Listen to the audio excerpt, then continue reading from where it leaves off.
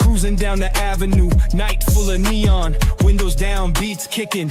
That's the ambiance, lessons from the past. Future ain't a promise in the rear view. Guilt weighs heavy, trust like tarnish. Stopped at the corner, mind in the maze. Life playing tricks like a magician's phase.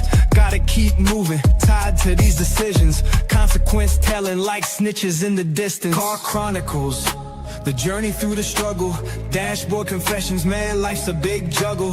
Fast lane lessons, no detours, no hide. Accountability honks, gotta swallow that pride. Engine roaring, heart heavy like a V8. Driver's seat confessions, days tangled in fate.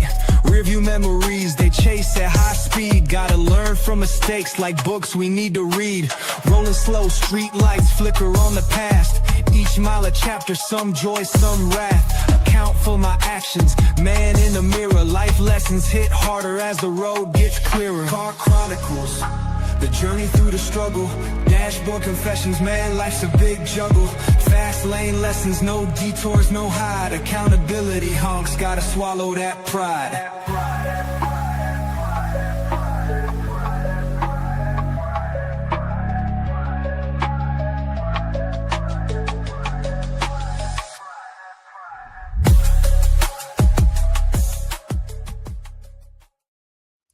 Man, hold up, it's your boy DJ K Jizzle. Hey y'all, I'm Miss Mary and welcome to Car Chronicles. Man, I hope everybody's having a lovely day. It's going down. How was your day, babe? It's hump day, y'all. Oh Lord, here we go. And it's been real hot here. It ain't hot. Yeah, it's scorching. It ain't hot, it's cold. Nah, I'm ready for winter. Oh, bypass the fall. Because they really don't get a winter here anyway. I ain't worried about it. I'm ready. How was your day? Oh, I'm blessed. Every day blessed. I can't complain. And if I did, would nobody listen anyway. So it don't even matter. But yeah, say we got our special guest in the back. I'm hyped up, man. You know how I get down, man. It's gonna be some real deep knowledge going on around here. But let me throw out the disclaimers before I even get out here. Look, we are not counselors. We are not preachers, psychologists, doctors, mental health coaches. We're none of that. Prophet is none of those things. We just people that want to get a perspective from other people that helps. You know what I'm saying? Help them change their mindset. Yeah, it even helps me get a better understanding. You know what I'm saying? So before we even get started, though, we're going to bring in our guests. And you know, I had to hit Kinfolk up. This is right. You know, this is where he can shed some light, because I know he does different things and he's been in different areas and know how certain things work. So, you know, without no further ado, we're going to bring on Tony Teray. Wealth is Gangster is in the building. Hold up. What happened? Why he ain't come up? No. Got it. There you go. Hey, how you doing? What's going on? Can y'all hear me? Yes, sir. Yeah. Yes, sir. Okay. That's what I was worried about the whole time. I'm like, can they hear me or not? I don't know. Oh, yeah. We heard. What's good? Man, you know me, man. Just staying at it. How y'all been? Blessed as usual. Thanks for reaching out and asking me to come on, man. I appreciate it, man. I love what y'all doing. I love what y'all building, and just keep going. Man, I appreciate it, man. I had to reach out to you because I know this topic here you can shed more light on. You know what I'm saying? I try. It's another. I'm not an expert. You know what? The main thing I'm an expert in is life and experiences. So, right. You know that I done seen it all. I done done it all, and I'm here smiling. So, I guess I learned something. Big facts. So, today's topic is why do people repeat the same family curses? Now, this yeah, I done seen some stuff, and I'm trying to understand why some things happen in families. But I'm gonna let you go on Get my spiel. and get your first part off right quick, and then Let's talk about something uncomfortable. Have you ever looked at your family and thought, why does this keep happening? The same relationship problems, the same money struggles, the same communication issues, sorry. The same anger, the same addictions, the same grudges, the same emotional distance, the same patterns, just different people. And here's the uncomfortable question. Are you actually breaking generational cycles, or are you simply becoming better at explaining them? Because knowing where a pattern comes from doesn't automatically mean you stop repeating it. You can understand your childhood and still carry childhood patterns into adulthood. You can recognize dysfunction and still participate in it. And you can say, I'll never be like that. But then one day you hear yourself saying the exact same words you swore you'd never say. So tonight we're going deeper, not to blame other families and not to shame ourselves, but to ask, what are we willing to change so the next generation doesn't have to heal from what we refuse to confront? hmm, that's Yeah, I like that. That's deep. That's deep, you know. And that's deep. yeah. So we're gonna start with section one. What did we learn? What did we learn without recognizing we were learning? Children don't only learn from what parents say; they learn from what they repeatedly see. How adults handle anger, how they communicate, how they handle money, how they handle love, how they argue, how they apologize or don't. And sometimes we call that personality. It's actually a pattern we learn and carry forward. Mm, We'll start mm. with question one. What's something you grew up thinking was completely normal until you became an adult and realized, wait, healthy families don't actually operate like this? Oh, wait, no, look, I'm looking that way. I'm because Man, I mean, I'm about to say everything really, but I'll be getting more specific on it. You know, mine was a little different because I started running away about 11, and then I left at about 13. I left and I didn't go back. So I've been on my own since I was 13. So that's definitely not normal. You know what I'm saying? Like I had my first car, my first apartment at 14 years old. So like the life I live, everything you're saying, and that's why I do the work I do now because I thought it was normal then, but when I look back at it, I'm like a 13, 14-year-old is not supposed to be doing what I was doing. You know what I'm saying? Not supposed to be dealing with the women of age I was dealing with, not supposed to be riding around and I'm supposed to be at school. I'm dropping off a woman kids at school. So I did all kind of my life was the picture of that dysfunction. And that wasn't really because of my parents. So I get more specific, like with them, I just thought that the way my mom was raising me wasn't was. I know she was doing the best she could do. The only like, and then we had these conversations now because she get uncomfortable when I talk about this. All she could do is raise me and teach me what she learned. So, and I had to learn to not blame her because she only used the tools that she had to teach. You know what I'm saying? She the stuff that I was eager to see, or when she left my dad and got on her own, and then I was just a young boy. I'm like, nah, I don't want this. I want a certain type of life, and we started bumping heads. So, like what wasn't normal? I would think everything she was trying to do was normal, even though when it comes to wealth building and success and more production is not normal. And that's our problem. Some of the things that we normal, some of the things that we just grow up doing and it's just normalized, it don't set us up for the best position in life. And I think at a young age, I saw that. And even though like my mom, she wasn't like on no drugs. She was a woman in church 3-4 times a week. And she didn't go the route that I seen a lot of parents go. But to me, she was still raising me wrong because she was just like wanted me to just follow the system and go get a job, just the traditional way. So that's what we bumped head. That's what we bumped heads at. So I mean, I'll let you jump in and ask more questions. But yeah, I would say my life wasn't normal, but I wouldn't put that all on my parents. I'll put that on me because I wanted something different, separate from the way they was trying to push me down. that's say What you look at me for? No, I'm just. Well, mine's, you already know mine's. It was by the book anyway. What? The Bible? Yep. Yeah. Well, I mean, I get it. I had the best of both worlds. Yeah, I I'm gonna definitely say was that. shown a different side. Yeah. One probably overshadowed the other with my grandmother because we were raised in church. Yeah, I see. Oh yeah, I was too. And that was part of the reason I ran away. And that's why I have the relationship I have now, you know what I'm saying, when it comes to religion and all that. And that's why, like, even when I mentor the youth, I don't push that on them because it was pushed on me and I ran from it. And like, and my biggest thing with the youth, when I do get with people that want me to like push religion on the youth, I'm telling them I was their child, I'm gonna run from it. My job is to make them a better person. And if you choose to go to religion because now you're a better person, then that's you. But I'm not forcing this on you. You know what I'm saying? And I think that was one of the things that I ran away from.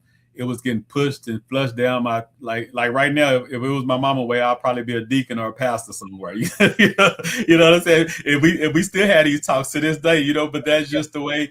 And like I say, there's nothing wrong with that. But you got to know the child you're dealing with, and you got to push that child to be the best version of his or herself. And if they become religious, that's fine, because I don't have nothing against religions. I have my problem is when it's forced up on you and pressured up on you when you're dumb or you're crazy or you're going down if you don't think like us. That's the problem I have with it. You know what I'm saying? Oh, I see. You can't have your own mindset. Yeah, that's it. And like I know people that go to church every day, and I have no problem with them. I know people that never go to church. I don't have a problem with it. You know what I'm saying? My thing is, are we productive? Or are we good people? Because I know people that go to church all the time, and they some of the worst people. So I'm not going to say you're a great person just because you go to church or just because you say you're religious. That don't, you know, your actions show me. You know what I'm saying? So I don't just. A lot of people will. Oh, that's a good person because they go to church. Or that's a bad person because they don't. And that sometimes that's just far from the truth. No, you're right. That's that's so true. Because it's a lot of that. Yep. So I'm gonna go with the next question. Oh, what's a phrase you heard repeatedly growing up that you later realized shaped the way you think about yourself? What's a phrase you've heard? I know I got one. I ain't y'all. No, but I mean, we all giving our perspectives here. I'm gonna let him go first. I got a few of them, but the main one that really changed the way I think is like, you know, like I said, I left home early. So a lot of the guys I hung with were 10, 20 years older than me. And I started seeing them. That's why I don't drink. That's why I don't do a lot of things now, because I seen how I was breaking them down. They was 10, 20, 30 years older than me. So one phrase I would say is that really, and I talk about, matter of fact, I just had this conversation about my two grandfathers that both died in their 60s with my mom last week. And the phrase that changed the way I think and the way I operate is, can't nobody tell me nothing. I've been doing this all my life, and can't nobody, and I learned, everybody that I heard say that wasn't in a good spot in life. So I'm like, you should want to be told something. You should want to learn something. You should want to accept some knowledge. And that shaped me, because I'm always trying to get better physically, mentally, financially. I always want to learn. I'm always open ears. And it's because I heard that phrase, and I heard that phrase from people that failed all the time. And I never want to be a failure. So I'm like, okay, if they say that can't nobody tell me nothing, yeah, you can tell me something now. I gotta filter out if it's good or bad once I hear it. But I definitely can't have a mindset where I don't want to hear nothing. You can't tell me nothing. Well, you said it stopped you from elevating. Yeah. Like my grandfather, one of my grandfathers died from lung, and the doctor told him, you'll live another 10, 15 years if you stop smoking. His first phrase when he left the hospital was, he got a cigarette and said, that doctor can't tell me nothing. I'm older than him, this and that. And he died maybe a few years later. You know what I'm saying? So like just seeing that all my life from people that were struggling financially, mentally, physically, but you still couldn't tell them nothing because they stuck in their ways. I just made sure that I went all the way against that. I see that. Yeah. Mine's is remember this, boy. That ain't your last name. That's mine's. You go out there, you watch how you act, because you're a reflection of me. Yeah. I got that. That was like the one. I heard all the time because I was always doing something. Yeah, I heard that one. I heard that one a lot. What's Yeah. yours? You can't trust nobody. Who told you that? But not saying everybody can't be trusted. It's Who just told the you people. I was told it. We're speaking in terms Oh. of, but I'm just Phrases, yeah. in phrases, and I'm like, I don't My think bad. that's true. I just want to know. That's it's not true because not everybody is the same. That's fact. It's just I guess you kind of learn people and you find your way with them and you build the trust with them in the relationship to determine who to trust and who not to trust. Fact. Yeah. Fact. Yeah, I definitely agree with that. And my twist on that, because it's some truths to everything, right? And it's always the perspective of that person, that situation. So it's not a one fit all. Right. But I have learned to trust people to just be who they are. See, a lot of times we trust people. We trust people that, okay, this person will never steal from you. This person will never do this. But if that person's a thief and a stealer, like, yeah, like I know that this person might be good at this, but he will steal from you or she will steal from you. So so my thing is, and I always joke, I'm not even gonna put them on blast, but I got an old school partner that I used to always say, a good person, I always call him to do work for me, work hard and everything. But he's not allowed in my house because I know he's a thief. But and I tell him this to his face, right? But it won't stop me from being cool with him. Yeah. Because I understand, I trust him to be who he is. You get what I'm saying? So, and a lot of people will be like, well, I just cut him off if he's a thief. Now I'm just gonna keep him away from stealing from me. But he is an asset when it comes to working. He is an asset in a lot of other things. So that's my little twist on it, because it's going to be some good and bad with everybody. You just got to figure out, is it acceptable to you and can you deal with it? And if you can deal with it, if you have a thief in your house and they rob you, is it really him or is it really you? Because you knew who you were dealing with. You know what I'm saying? That's the truth. You know what they showed you. Yeah. So I trust people to just be who they are, and I'm not going to be blind to who the person is that I'm dealing with, So that's how I look at it. So I hate to do this to y'all, but is it really a curse or just bad habits we copy? I would say it's bad habits we copy because it's learned behavior. Mm-hmm. We didn't come here with no knowledge. But we saying it's a curse. But no, I'm not saying that. I'm just saying you gave me two answers. Okay. You see, the curse or it's a habit. And that's something that I feel that you learn. Because you come here, there was nothing, you had no knowledge. And someone trained you. You mimicked after them, their lifestyle and their habits and all of those things. I mean, for me, that's what I'm saying. Yeah. So I'm trying to. I'm asking. But okay. I don't know. I agree. I agree with everything she said, because it's kind of like they say things get passed on from generations, like health wise and all these different things, right? Mm-hmm. And it's some of that could be true, but a lot of that I was reading years back that it's not that things are per se passed on from your body to their body. It's that y'all live the same way, y'all have the same habits, y'all ate the same food. So that's why you develop what your grandpa had, because you lived a similar life. You was programmed to operate and live a certain way. So that's why generations of family, because if you look at it, the family, if you got a sisters and brothers and it's 4 or 5 of y'all, right? The one that moves the farthest away from the house always going to be better with their money, going to be healthier and this and that. Why? Because they got out that program system that they lived up under. This the people that stayed close to the house, close to mama, grandpa, all of them that continue. And that could be a good thing or a bad thing. You know what I'm saying? But for us, a lot of times it's a bad thing because we're eating the same foods. We're living the same way. We're doing the same thing that grandpa was doing. And then we wonder at 35, 40 why we got the same thing grandpa had. Well, we lived identically the same way grandpa did, that we saw every day. That is true. We got a comment. What's up, Tim? It says it's both same things. Some things are hereditary for sure in the bloodline per se. That is the spiritual bloodline, and other things are mildly of your own actions and words in the world. Maybe I can't see that font is small. What? Wait, look right there. Yeah, But I'm yeah, just that's why I say it's some truth to it. But a lot of it can be curbed if you live a different way in life and put yourself on a different path. You get what I'm saying? I'm not gonna lie. I go along with y'all. I No, it's just was true. being the bad, trying to see if Oh. one of y'all gonna switch. no. But I agree. I believe the curse is the programming. That's the curse that you feel that you think and operate. That's the curse. It's not actually a curse. The curse is that you think and operate and move and do the same things that you've been seeing all your life.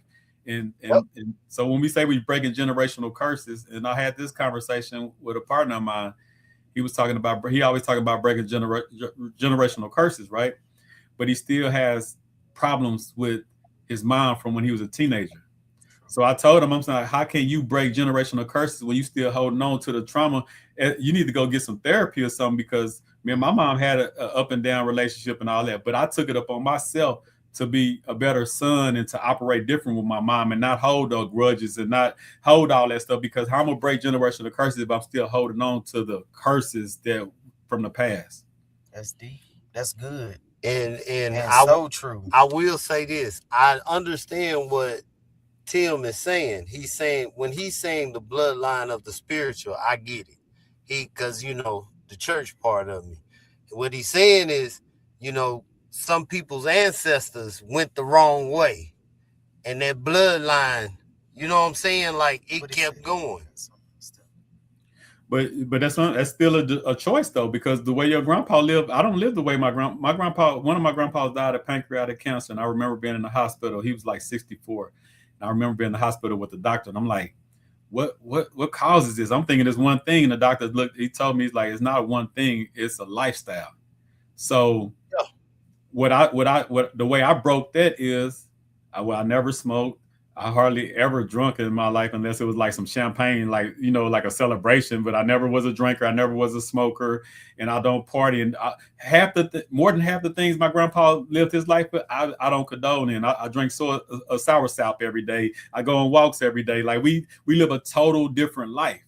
Right. So it could have been in the bloodline, or you would think it's in the bloodline if I'd have did everything he did, and I ended up like him in the next 5-10 years, because I'm about to be 44 and he died at 64. So if I'd have started living like he was from 20 to 60, I'm pretty sure by 40, 50, I'll start having the same results as him. And then you would say, oh, it was passed down from my grandfather, when really, no, it's just the same habits and the same lifestyle that he passed down to me. It was. But you can break that. That's why I say it's opportunities. Of course, it's things that might happen inside your body. You can't stop that, right? Not all the time.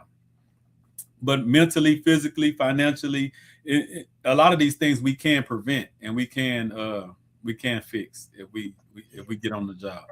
Yeah, you did. You have to scroll over there to your corner and scroll it up. Let me go back to Okay, so what he says, also it's logical to believe that through 35 to 60, 90 years of the 2-3 generations, that the people should actually live in the exact same way with the speed that the world is changing. What else he said? In case you haven't noticed, it seems like the curse does not begin with us. It's not something passed down from our parents. We are witnessing the curses over the generations right now. It's the generations that come after us. They are the ones who are taking full blunt of the curse, and we only know that there is a curse because we see it in the full scale of right now before our eyes, and it's undeniable. That I do believe. I can't. I understand what he's saying. I don't. I'm kind of lost in it. Like, can you help break it down to me a little bit? But I get what he's saying. I get what he's saying. It's a spiritual thing. Like, the battle is those that believe what they believe, that are believers. They believe that everything here is not the prize. The prize is when it's over. That's the promised land. The promised land is the prize. So some people bloodlines is connected to this type of, I can't say because but these type of people and these type of things that they do. So that's more of a religious belief, you telling me? It's not a religious, it's these are things even that is documented in our history, that people, were different and they did all kinds of things to. Well, he said he watching the words because it may flat. What Yeah, you saying? I get what he said. That's why I'm trying to read between the lines. Now I'm just trying to figure. So, is he saying that it was? So he believes it's curses that are passed on, right? It is some. He said we grew up with God in church and praising God in our generations and being able to do it in the schools and being able to speak freely. But now people talking like they get riddled and get looked down upon in the general social media construct. Yep. Yes, sir. Facts. I mean, everybody. It's a. So he's just coming more from a religious point of view.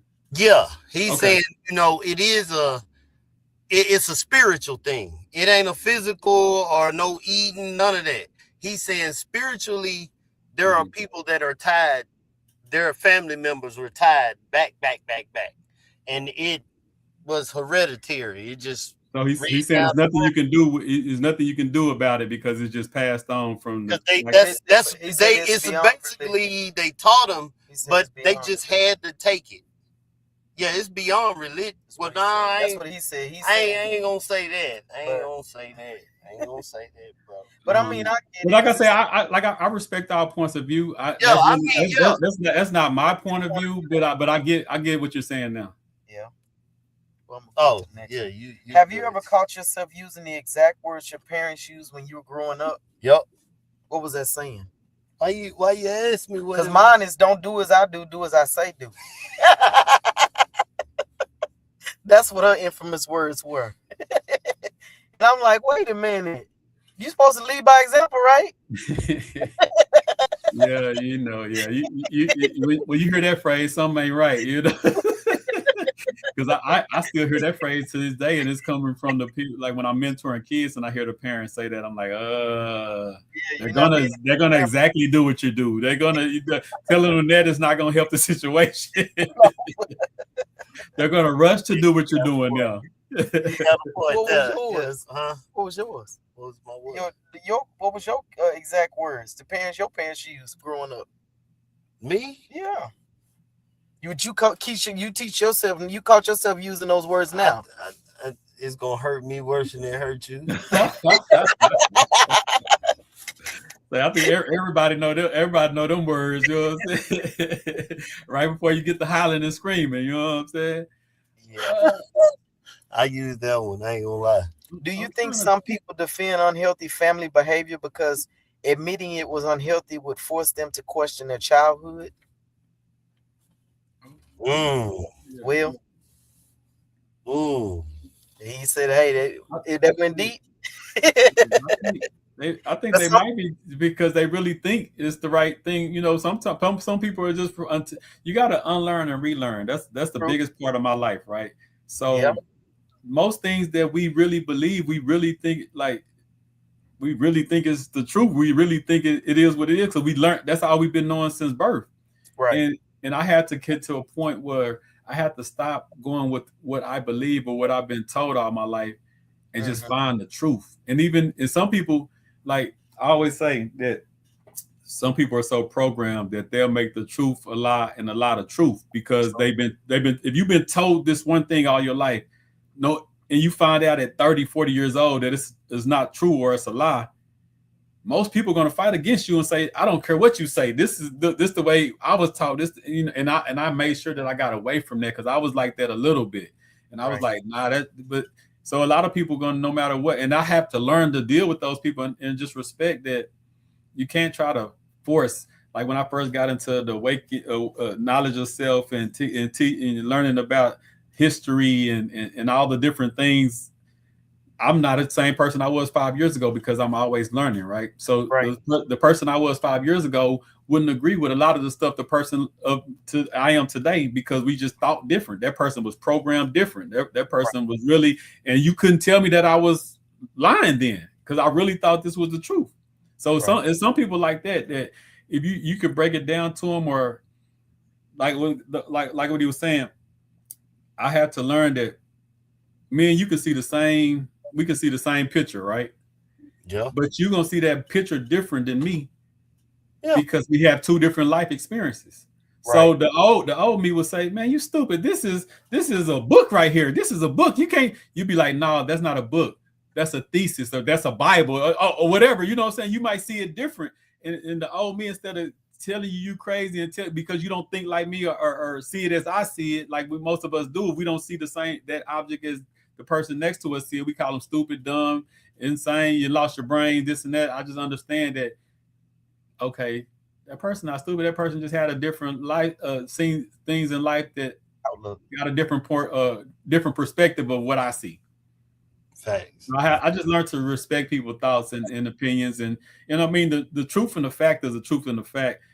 So you can't really escape that. But sometimes people's opinions, like I've learned to say, man, I respect your opinion.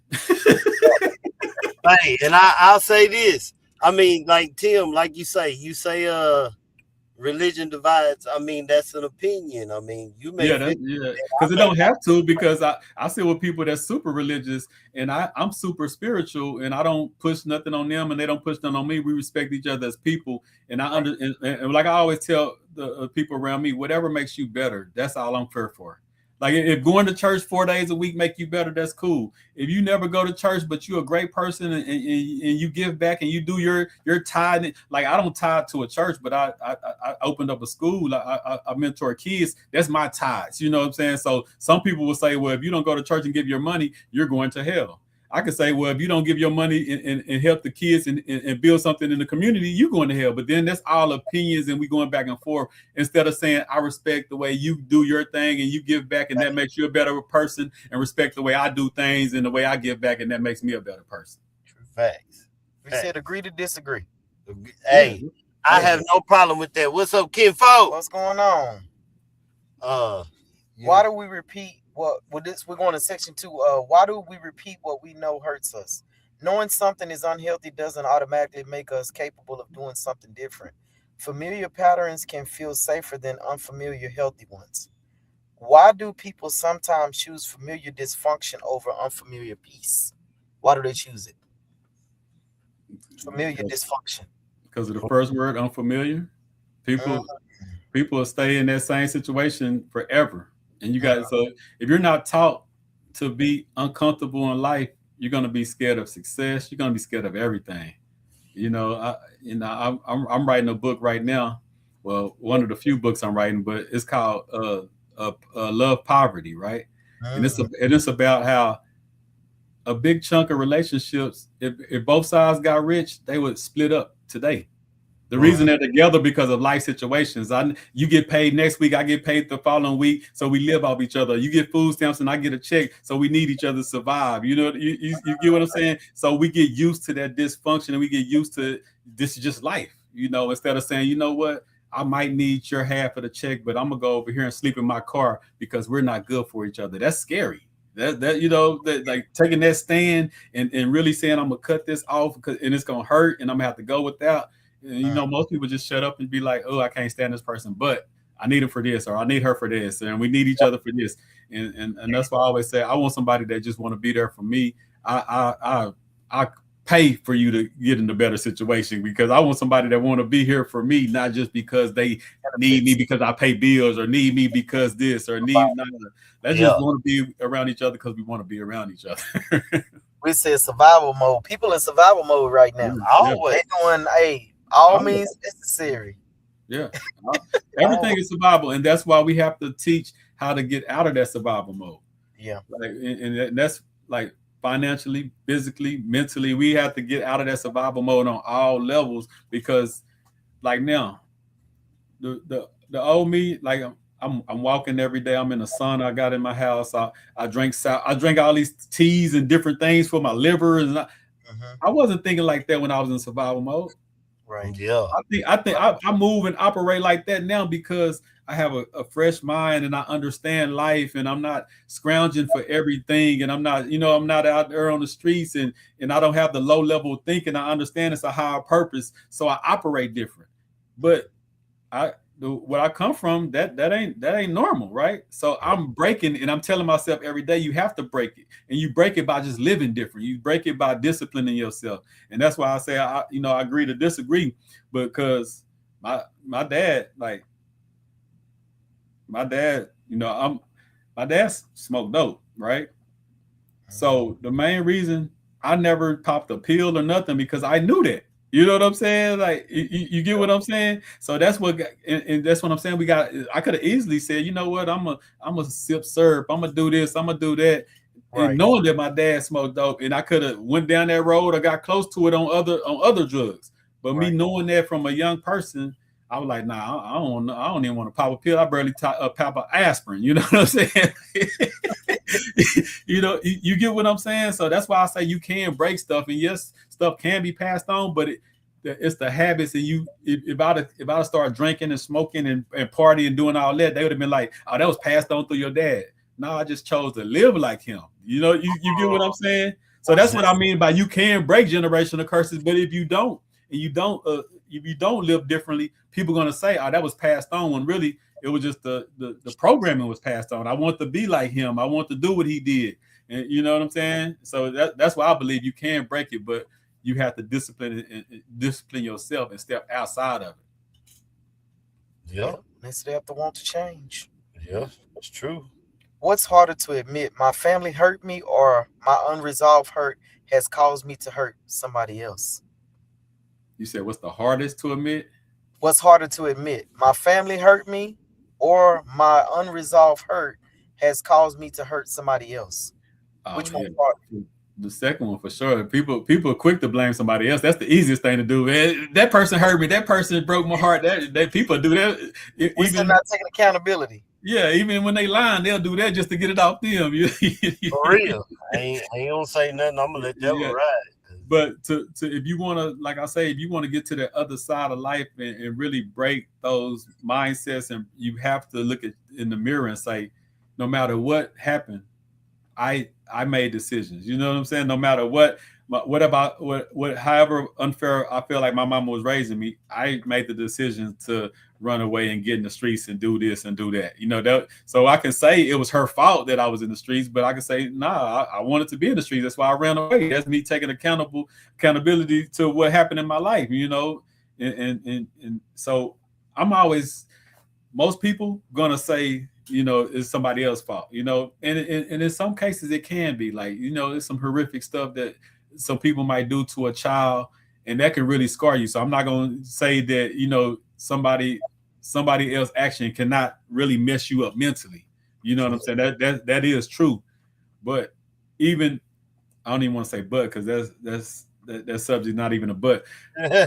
But, you know, for lack of a better term, but I have seen two people go through that same trauma, and one person elevate and use it as a shield and really become something, and the other person go to drugs or be depressed, and you know what I'm saying? So that's the point I want to make about that situation, not actually the situation. So even my whole thing is, no matter what, it's on you to make change, especially as you get older. As children, you know, you can't really do all that, but if you're 30, 40, 50 years old, still talking about childhood, like you're doing a disservice to yourself, even if what you're saying is true, and you really feel like that. We need to go to therapy. We need to do something, because now it's to the point where you're doing this to yourself.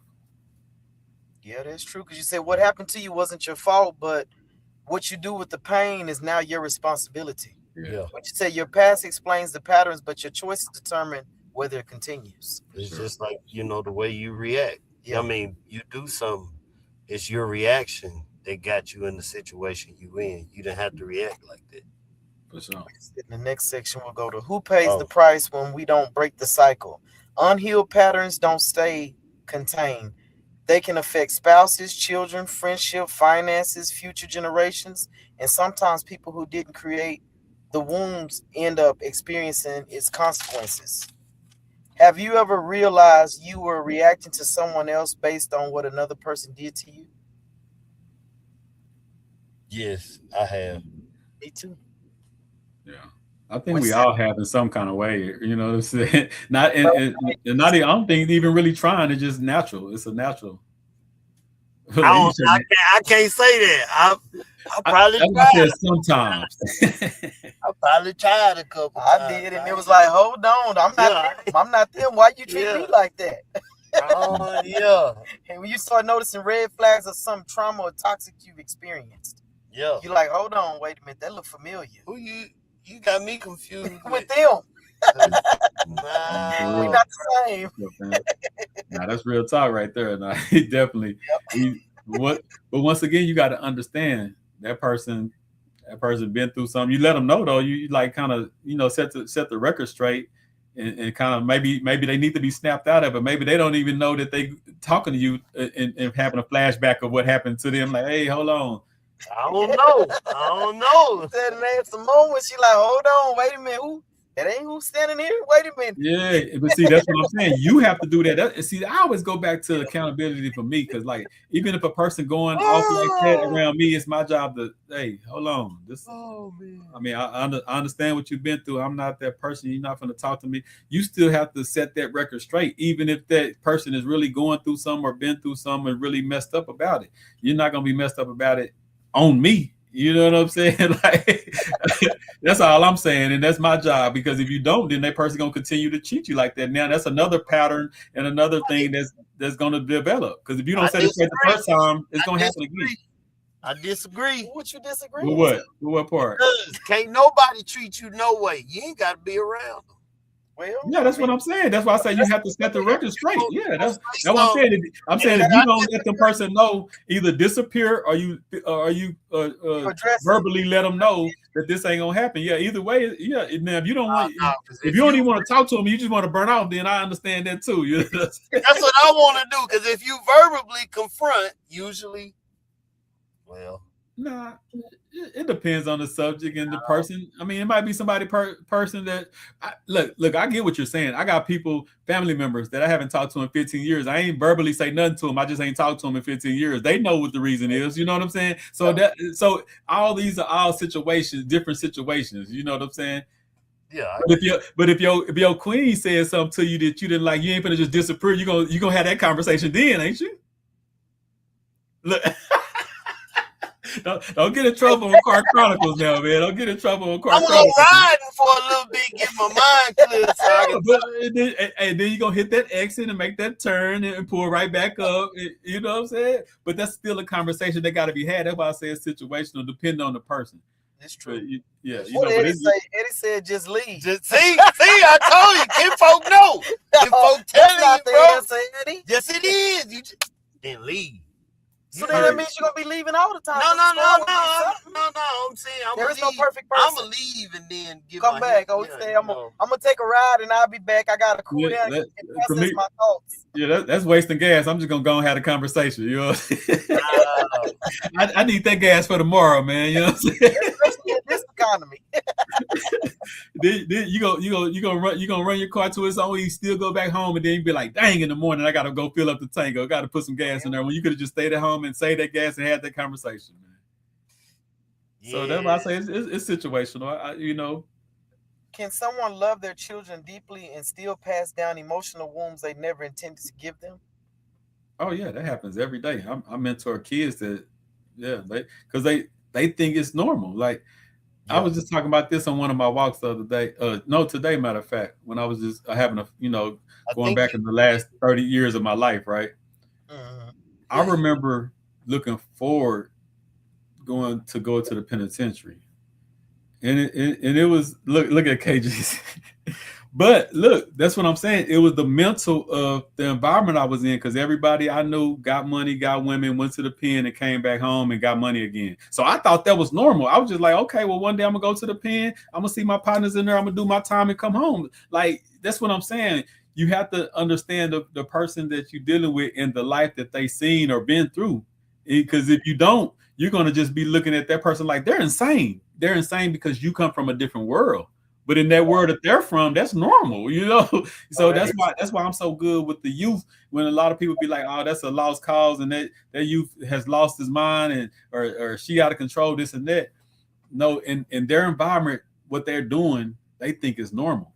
Now, I think it's not normal now because I'm outside that environment. But I still remember when I thought some of the craziest stuff in the world was normal. So that's why I'm so good at dealing with the youth, because I understand, even though their mind, the way they're thinking is probably out of control, I understand it's the environment they're in that got them thinking that this is normal when it's not. True. Already. What's good, folks? What's good, Seaweed? What happens when children are taught to suppress emotions and then become adults who don't know how to communicate their feelings? Oh man. Jail time, or early Or, grade. I was just finna say it's one of those. Yeah, because you don't know how to talk stuff out. You don't know how to keep your calm. You don't know how to conflict resolution. You never was taught any of that.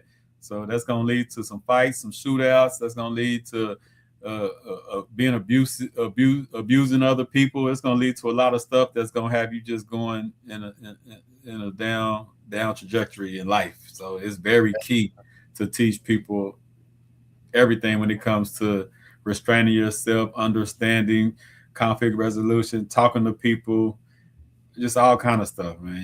See, that's because we have been lied to as kids.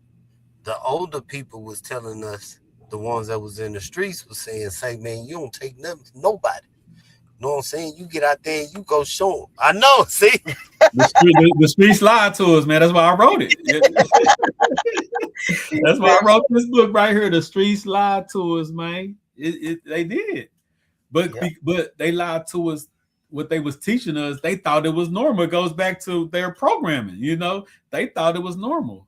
They thought this was acceptable, and that's why it's our job to, once you make it about that, to go back and be like, that wasn't normal. That's why I wrote that book. That's why I talk to the youth like, no, that wasn't normal. That was crazy. Like, like we used to laugh. Like when I was coming up, if you only had one girl, you was a sucker.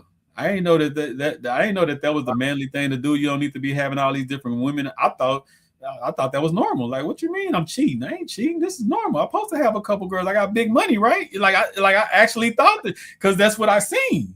And that's what I'm saying. That was the programming, that was the programming of what I saw every day. And that's why I tell people their environment is important, because that's all I saw. So like I have a partner that, man, he was, this a long time ago and this and that. So I ain't telling no names or nothing, but but well, I'm gonna put it like this. I know of someone. Yeah, they could be anyone. I know of someone Yeah. that on his wedding night was with another woman. But it wasn't even about a cheating thing. That was normal. That's what we thought anyway. Now I know that, that's sick, man. You don't need to do that. And if you do want to have multiple people, you need to let them know. Be man enough to let people know. You don't all hide. And that's the stuff I know now as a man. Yeah. As a young boy, we thought that was normal. And that's why I say it goes back to, you can break those curses. The way I used to think, I don't think nowhere near it. So if I'd have kept thinking like that, you'd have been like, oh, he was cursed. But I broke it, right? And it's why I tell the youth that I'm always dealing with it. One of my favorite phrases. They have a penitentiary cell waiting on you. They had one. They had one waiting on me. I took it upon myself to go down a different road. So you either gonna go to that cell that they already got waiting on you, or you can make the decision in your life to change and go a different way and never see that cell. So that's what I'm saying. Is it generational curse? If he go to end up in the penitentiary, no, he just made bad decisions. He kept on that road of making bad decisions. You'd be like, well, he went to jail because his daddy went to jail. No, he went to jail because even when he was told that this and this going to lead to jail, he decided to do it anyway. That's not a generational curse. That's a decision. So that's what I mean when I say people can break that. If you want to, you have the discipline and you put yourself in a different environment, you can break that. Or if you don't break it, the easy thing to say is, oh, that was generational curse. Nah, the daddy, the grandpa, and the son end up in prison is not generational curse. The son want to be like the daddy, and the son want to be like the grandpa and the daddy. That's all it was. It wasn't no generational curse. You know what I'm saying? The mental, the way they taught and the way they operated it and what he believed in. So basically, we should stop saying curse. We should just. I don't use that word. I don't use generational curse word. I don't use generational curse.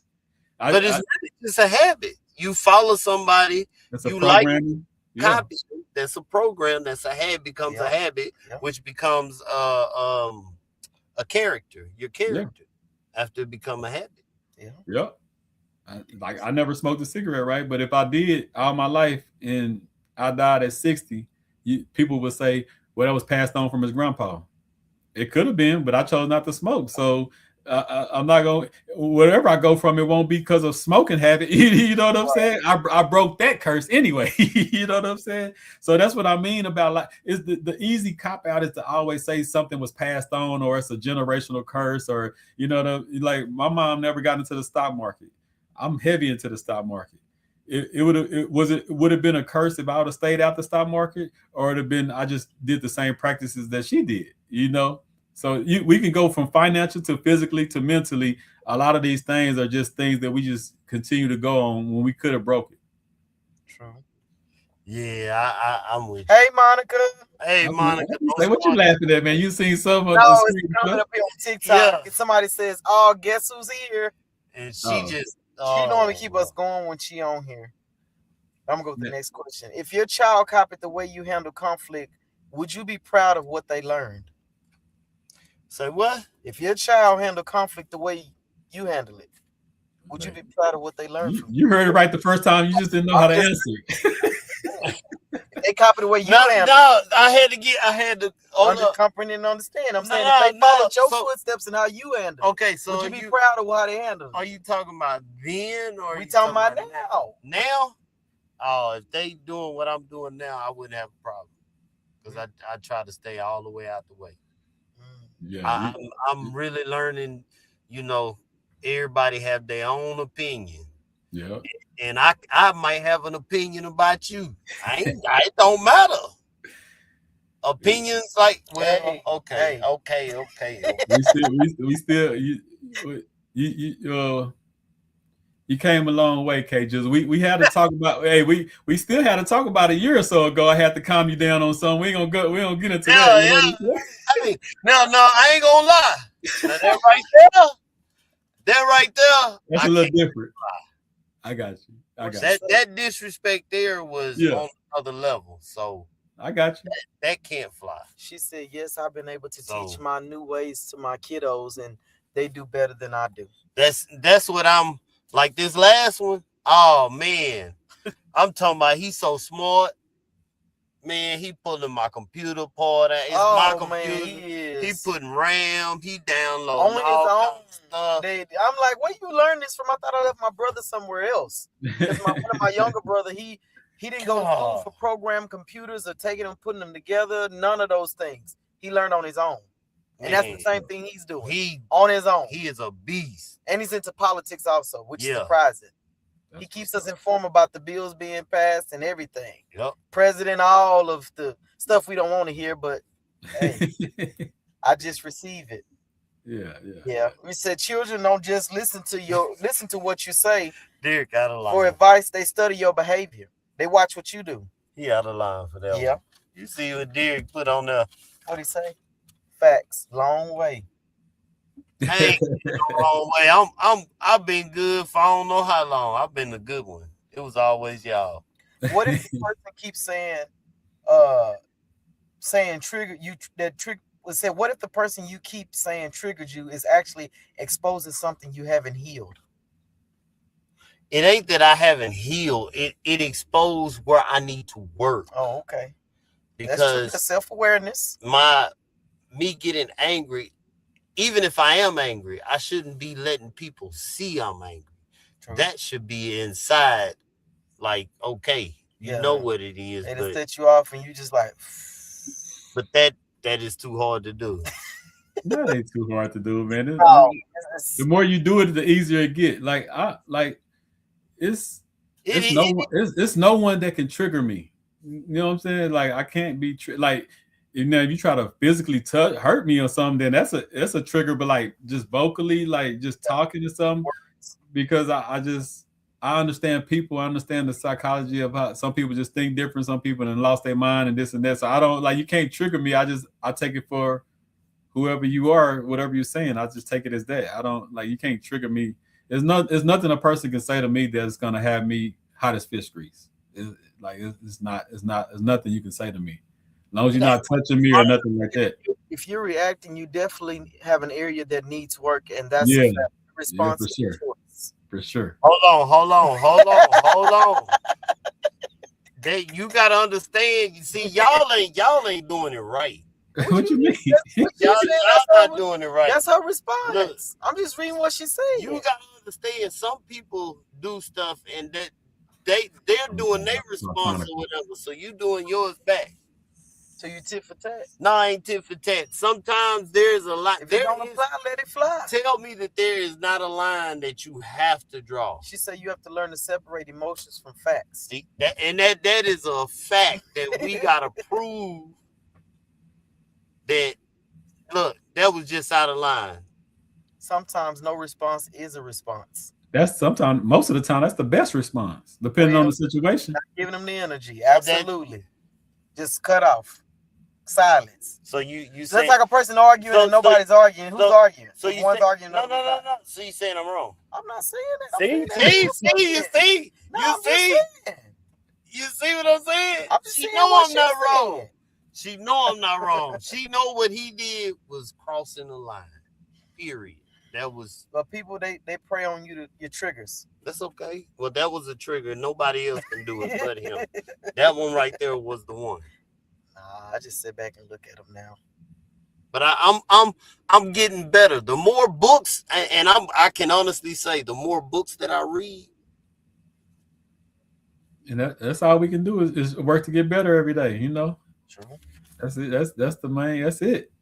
If I'd have known, if I would have just known, man, back then what you was doing, if I'd have known like that, man, I could have done some things.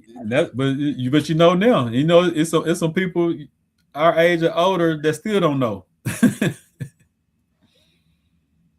Monica, stop now, Monica. Monica said she tapping in. Monica over here trying to be my counselor and stuff. Monica a life coach. See, she trying to coach me. See what I'm saying? She trying to put you up on game, man. So I'm gonna have to see. I'm gonna have to call you. What are you still blaming that now have the power to change? Accountability doesn't mean blaming yourself for what happened to you. It means recognizing what is within your control now. You may not have chosen the environment that shaped you, but as an adult, you can choose what you continue. What's harder, changing yourself or accepting that you can't change someone else? Accepting I can't change somebody else. Yep. Well, you said what's harder? Mm-hmm. I think it's harder to change yourself for me, it's easier for me to understand I can't change nobody. And I would say maybe it's easier now. Maybe like years back, I would have said it's harder to realize that. But once you realize that, man, life is so simple. You know that? Like we make life way harder than it is. Like that is true. Things are always gonna happen. And I was having this discussion. You know, I'm always having discussions, right? So I was having this discussion that you live long enough, you're going to go through everything in life, the good, bad, and ugly. But really what makes that situation even worse, better, or uglier is how you handle it. You see what I'm saying? And I've got so calm and so, I don't know, just the way I worked on my mental for the last 5 years, don't nothing faze me. And I'm talking about the worst days or some of my best days. Because them the days I sit back and laugh and be like, "Hey, you asked for you the one want to be great. You can live normal. You the one want all this extra stuff and stuff. Don't be looking crazy when something happens because this is the life you chose." So I would say most of us make our situations worse because of the way whatever happens to us, whatever this bad day. And like I always tell my youth, you don't have a bad day. You might have had a bad moment in the day, but don't ever say you have a bad day because that's something that people are here and they just pass on. And you might have had one situation happen at 8 o'clock in the morning, and it's 5 o'clock in the evening. You still mad about what happened at 8 o'clock in the morning. You should have been past that. You know what I'm saying? Like unless it's like a death or something like that, that's super life changing. Things happening. You live long enough, they're going to keep happening. How do you handle them? How do you take it and put positive into and put positive spin on whatever happened? And I guess I'd have mastered that. That's why I say, can no one trigger me? I'm not upset about nothing. I was at a job site. You know, I have a mobile food service. I was at a job site last Friday, and I was going in reverse to deliver my plates. and midway through the put it in reverse, a pin or something popped out. I thought my transmission went out. I was stuck in neutral for like 2 hours. My truck couldn't even move. You know what I'm saying? Yeah. So instead of me freaking out, I was thankful that it didn't pop out until I got to the place. I served the people, called my uncle. I was there for a couple of hours. I Googled it up on YouTube. We figured it out, and it was back running in like an hour, a couple of hours. But that's just me being calm and understanding that things are going to happen, So how do I handle it? If I'd have freaked out and my transmission out and oh man, what I'm going to do? And no, I went over there. I served the people. I'm already here. I ain't worried about the truck right now. Let me at least make this little money while I'm here.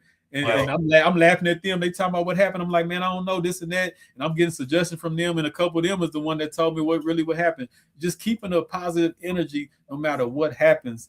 And I'm telling you, man, once you learn how to not be fazed by things that happen in life, life becomes so much easier. And I'm talking about the worst things. It's easy to be happy and joyful when great things happen. I'm talking about when you learn how to really have your mental together, where on your worst day, you can actually say it end up being one of your best days. You didn't conquer half of what this thing called life is. What you said? Monica said, facts. I like this guy. She said, words have power in seeing the positive in any circumstances. Any circumstance. I'm telling you, when you conquer that, life becomes easier. I've seen people freak out about stuff that I'm like, that's not even an issue. But in their mind, they can't get over it. They're really just, you know what I'm saying? It got them all off. And I'm talking about it's days later and they're still mad about something that I wouldn't have been mad about for 10 minutes. Like, that's nothing that's going to faze me. Why are you still mad about this 2 days later? Yeah. Oh, it's my master in those emotions. Yeah. This is something serious. Yeah, I don't know if you want to go a little bit more or you. It don't matter. Well, I'm gonna go through this here section. What is it? Like 2 more questions? Yeah, I'm good. Good. Yeah, I'm good. What does being a product of your environment? No, when does being a product of your environment stop being an explanation for your behavior? I'm not doing no shameless plug when I keep putting up my book, but at the bottom of my book, right? She said it takes practice. At the bottom of my book, I put, don't be a product of your environment, make your environment a product of you. Well, and the reason I put that, because that's what we grew up hearing all our life. We're a product of our environment. We're a product of our environment. So I thought whatever was in my environment, I was supposed to be like, And that's when I teach the kids now, make your environment a product of you. So I don't care if you're in the projects. Let's learn how to start a little garden in your room. Let's put your mind in a different space. Start thinking outside of these walls and these doors and different things like that. So I understand that, because I was programmed like that probably into mid-20s, 30s, that I was a product of my environment. And I realized that I was a product of my environment because no one ever told me to turn my environment to a product of what I wanted it to be. Not what it is, what I want, what I see, what I inspire for it to be, the energy that I want. You can actually turn your environment into that if you taught right, discipline, this and that, Right. It's easier said than done, but if you're around the right environment and right people, you could turn any bad situation into a more positive situation, no matter how bad it looks. True, because you say we have a choice. We may not have chosen what we learned, but we choose what we practice now. Thanks. What Monica says, she says, it's not an explanation. We are conditioned to think that way, and we allow others to place limitations on us. Facts. Yeah. Facts. I believe it. That's why the environment and being around different people that'll stretch your imagination and make you think different and think bigger. That's why that's important, because if you're around people that's closed-minded, like the way I started thinking, I don't know how I started thinking like that, because I was around people that thought like this. And this was way before the internet. Like, it's easy to get on here now and see some motivational speakers, or it's right. A lot easier to get like I wake up, I listen to some Jim Rohn or something, like somebody that talk about finances, somebody that's talking positive. I can wake up and do that every day. 20 years ago, when I was still starting businesses and all this, KG, we didn't have this, you know what I'm saying? We didn't have none of this. We couldn't get on no phone and hear some positive stuff. All we heard was the people that was in front of us with how they was talking, and we were just, that was our environment. Save your money, put back for a rainy day. Yeah. Dead And even Yeah. like one phrase we always say, money don't grow on trees. And like, you know, I study wealth, you know, of course, wealth is gangster. So I study wealth, and I'm like, money do grow on trees, just not where we from. And I had, you know, and I had to realize that, man, you know, it's people in this world that don't know what to do with the money they got. They got so much money, they don't know. They're actually trying to hide it from the government. They trying to do it because they don't know what to do. We couldn't fathom that. We like, where we from, man, we trying to make sure we save a couple $100 or $100 or, you know, like, so we couldn't fathom that money do grow on trees. It's actually people in this world that don't know what to do with money. But where we from in our environment, but see, I understood, I got my mindset out of that environment and realized that, man, I watched a guy spend $100 million in a week, $100 million for a birthday party. I think he did it overseas somewhere, $100 million. Most people, everybody I know probably will never see that much money. You know, he spent that on a weekend. So like I say, it's the environments. Now, I wouldn't have never, coming up in Mellow Village, money don't grow on trees. Now get my mindset out of the Mellow Village, the Bartlett, the Temple, just in the world. Money do grow on trees. Actually, you put yourself in the right position, you invest in the right things, you be smart with your money, you live a certain way, you do this, you do that, you do that. Man, life will be a lot easier, and you'll start living like it do grow on trees. That's true. What you say? Most people never see $1 million in their lifetime. No, I see it in my dream. No, most people will touch $1 million. She right about won't see it all at once, but the average worker, everybody, y'all, you know, if you work 20, 30 years at a job, you will see $1 million, but you won't never see it at once because you pay bills, you pay this, like every check goes right back out the door on paying to live. You know, so we like, if you actually look it up, I forgot the statistics, but my one of my mentors wrote a book called Surviving Financial Cancer.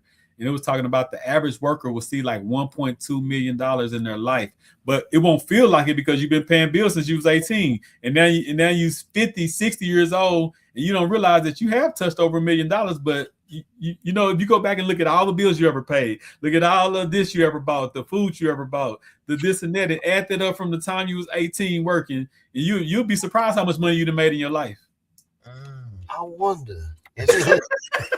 No, you're right. I wonder. But people don't look at it that way. Their perspective. Yeah. You know, all of that, and just calculate all the money, all these years that you ever touched. I'm talking about the shoes you bought, the club you went to, everything. Just add it up, and I guarantee you didn't touch $1 million. You know what I'm saying? Yeah. What she did. Yeah. That's deep. That's a different perspective. Yeah. Have you ever used that's just who I am to avoid changing something you knew was hurting people? Man, you do that so much, man. That's we're not doing no blaming, K Jizzle. No blaming, K Jizzle. You threw that off on her real quick, so that let me know that you might have do it a little bit too, because you threw that on her quick, man. You always throwing something on me. we talking about self accountability. Let her say that for herself. You know what I'm saying? No, we're not. We talking about family curses. But I'm saying, hey, taking accountability. But to break them quote unquote curses is taking accountability yourself. It's redirection. I have just being blunt, like presentation, when I would give people advice, but if the presentation was wrong, like learning how to communicate in it when you're conveying your message to be I don't know what's the word.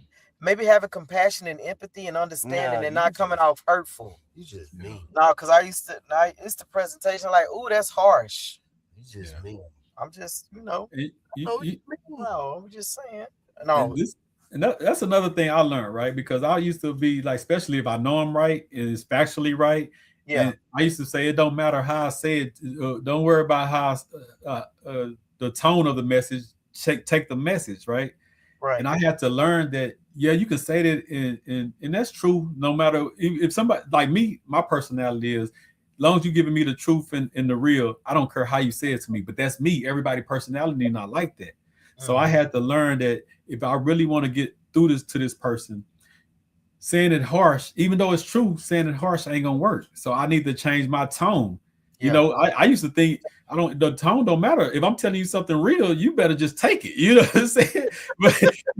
But see, that's me learning how to be a better person, a better communicator, and not being stuck on, because I could have just died. I could have been like that forever. Like, man, I don't care if it's the truth, forget it. If you can't handle it, that's on you. Instead of saying that, I'm like, nah, it's the truth, but let me say it a little different so that person will not block it. And we instead of the truth being discussed, we talking about how they feel about the way I said the truth. You know, so and that's something I had to learn, and that's what I mean about just us wanting to get better. We always want everybody else around us to get better and take better information and be a better communicator, but we don't focus on you being a better communicator, you being a better listener. I had to do all that stuff because I used to, man, you need to listen better. I have to realize hey, then I have to realize I don't even really listen that good, so I have to listen better if I want you to listen better. I don't even listen that good. Yeah, you know, especially if I feel like I'm right. I don't want to hear nothing if I feel like I'm right. You know? Oh, man. But I got better at that now. Even when I know I'm right, I stay quiet and just listen. Yeah. I just learned that with the position I got at work. So yeah. You know what I'm saying? You'll save a lot of headaches and a lot of back and forth if you just be quiet, man. Just be understanding and just know the situation. Yeah. I don't know if you want to go through it or I'll go through one question. I thought you said you had one more question. No, I'm gonna do this one. This will be the last one here. So if someone is listening tonight suddenly realizes I'm repeating the very thing that I swore I would never become, what should they do first? Call themselves out on it. Like check yourself about it. Like everything that I want to be better at, I always got on myself in the mirror about it. Like when I said I want to, be better with my finances. It's one thing I told my grandma, right? She was she be hiding her blood pressure, her blood pressure and all that. She be hiding all that, right? So she think hiding it from us or lying to us makes the best situation better. And I told her, and this is what I had, this the reality of what I told her. I said, Grandma, if something happened to you, I'm gonna come to the hospital. The family gonna come to the hospital. We're gonna cry, we're gonna hug, we're gonna love on you. But at the end of the day, it's gonna be you and that doctor in that room. We gotta go back home, no matter what.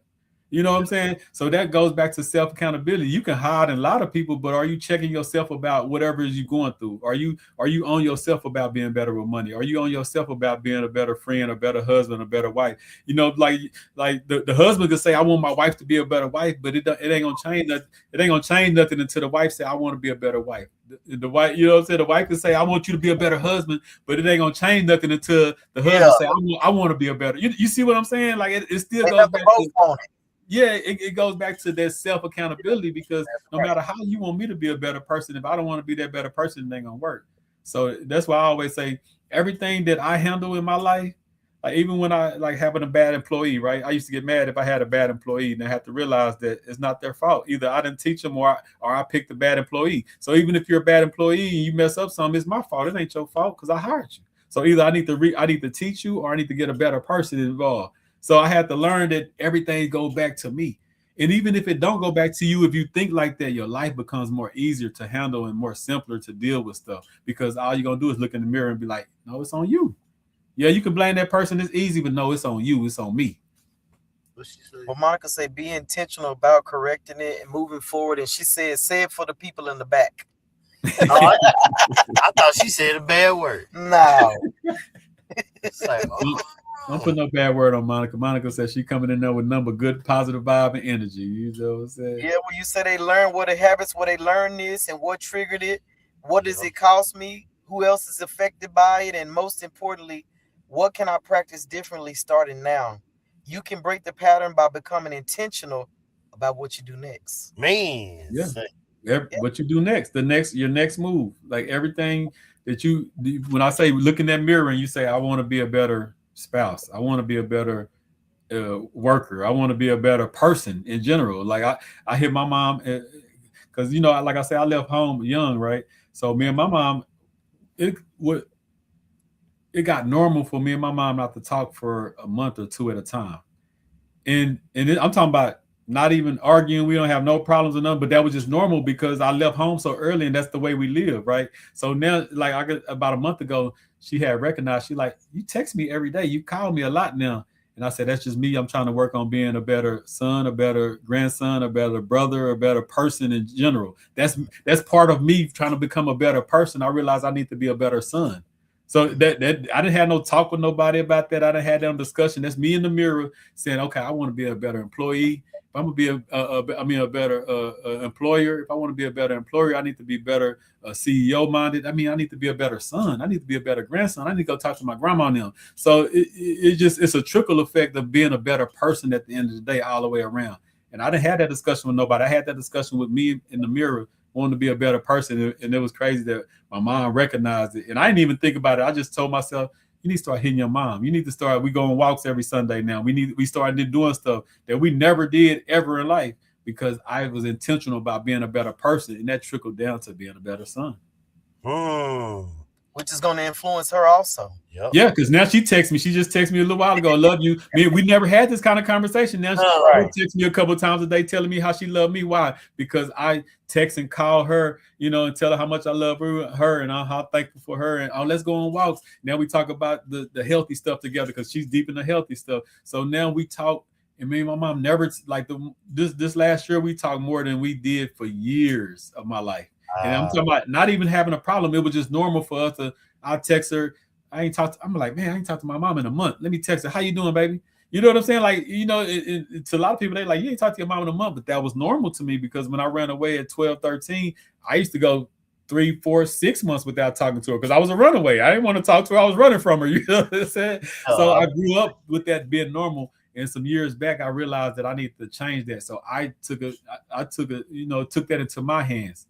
Or I could have said it's a curse. Nah, it wasn't no curse. That was the way I was operating. That was my mindset. That was my programming, and I broke it.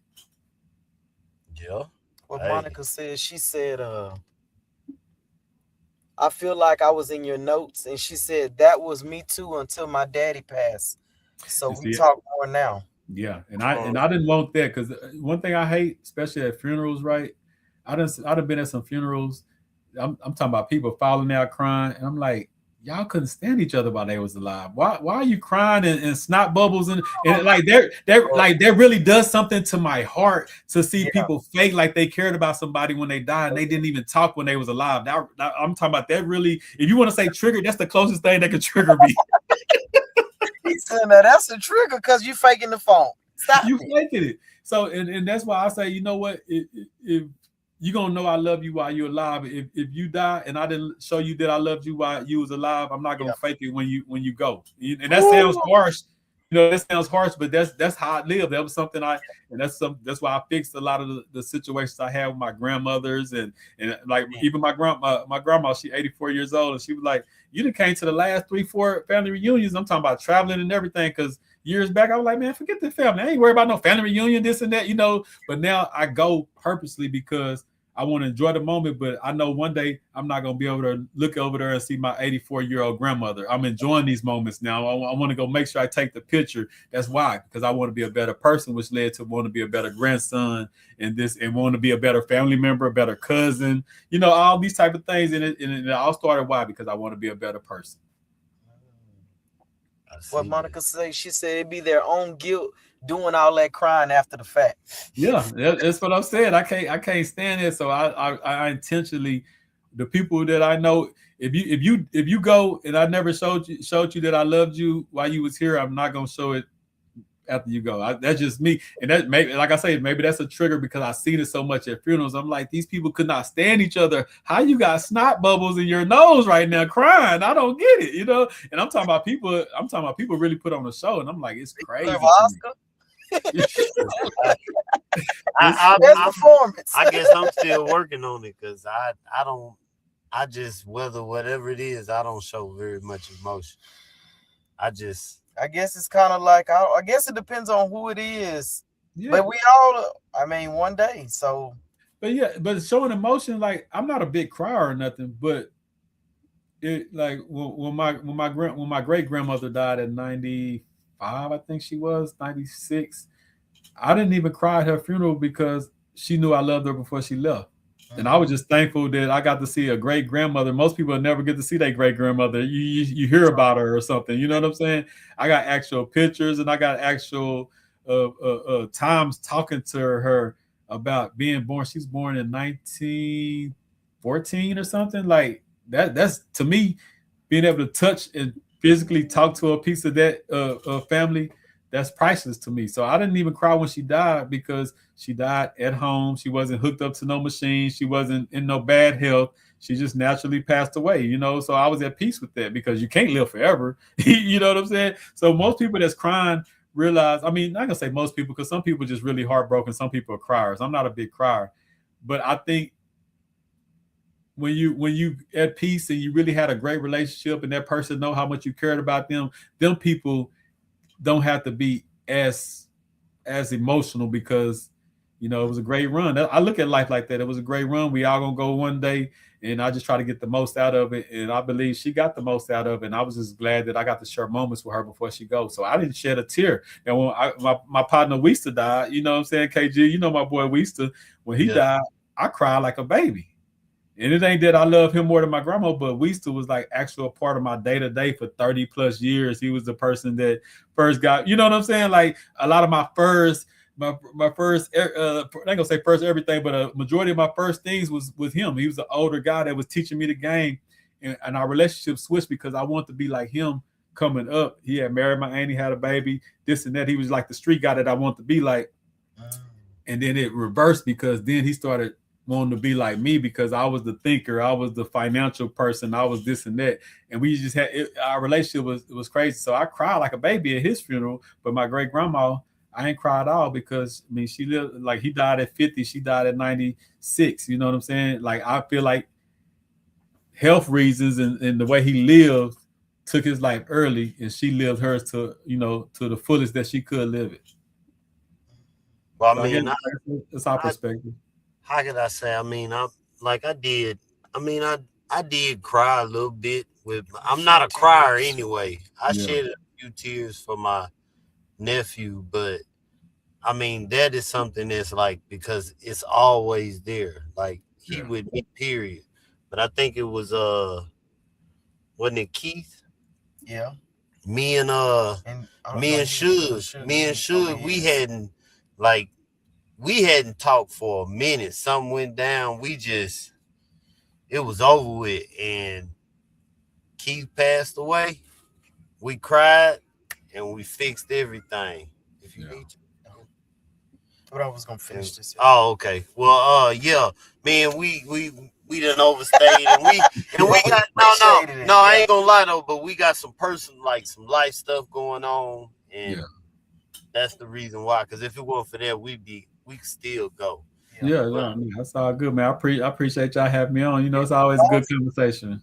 Oh no, don't worry, you coming back. I got some other ones that's deeper than this one. Yeah, just let me. You already know I'm here. Yeah, we gonna make sure we gonna have to get us one of them long ones in one or twice. You know. Yeah. I'm forward. Just let me know. Yeah. Already.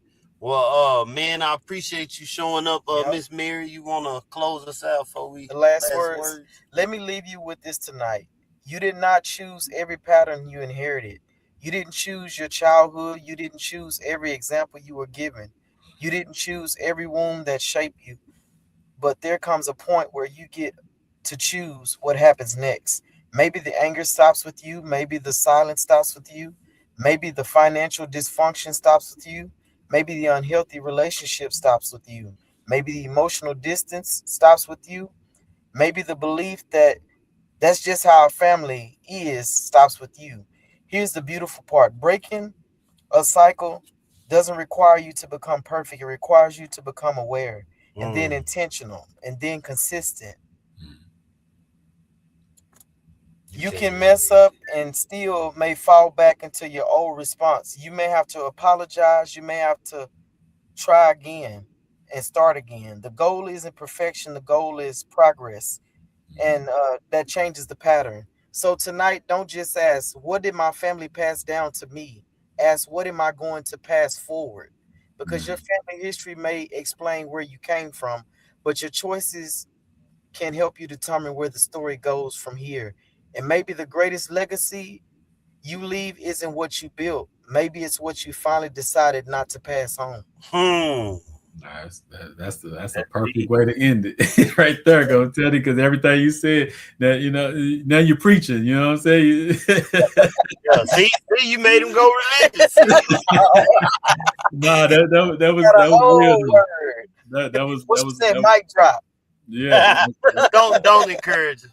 Nah, definitely don't. Nah, I felt every word of that. That was a real real way to end it. After everything we talked about, that was a perfect summary. Yeah. Well, man, I sure do appreciate. Say, you give them all your social media so everybody can follow you. Yep. And Wealth is Gangster on Facebook and Instagram. I just started my walk with a gangster on TikTok. Everybody been telling me I need to get on TikTok. So, I do my little walks at the end of the day or sometime in the early day, and then whatever pops in my mind, I have that conversation while I'm walking. So it's called Walk with a Gangster on TikTok. And then, everything else, Tony Johnson. I'm still government Tony Johnson on Facebook. You know what I'm saying? Tony Realer Than Real Johnson. Okay. So Tony Realer Than Real Johnson. Y'all go check it out. Everything, I'm telling you. He doing some good things for the community, man. Appreciate that, man. Check him out, man, and I appreciate you showing up and showing that, giving us another perspective. But man, we appreciate everybody coming. Yeah, I ain't got the mic. I can't drop the you already dropped it. It's somewhere on the ground already. You know what I'm saying? Come on, man. Don't pump up like that, bro. What she said, walk with the gangster. Okay, walk with the gangster. Walk with a gangster. Yeah. And she on TikTok. She on TikTok. So go look it's walk with WITA gangster, GANGSTA, not ER. Okay, so take the ER off and put an A. Yeah, it's walk with WIT. I had to keep it Ebonics. You know what I'm saying? Yeah. So the with is WITA gangster. Oh, STA. Oh, okay. With the with. Man, find it. Oh, okay. Okay. That's a great idea. Yeah, that's a good one. Yep. All right, man. Well, appreciate y'all. Anytime, just let me know ahead of time, and I'll be here. All right, that's a bit. Thank you, man. Appreciate you for having me on. Y'all keep doing what y'all doing. See y'all soon. All right, thank you. Peace. Same to you. All right, y'all. We out of here, y'all. Peace. It's your boy K Jizzle. And I'm Miss Mary. And this was called Chronicles.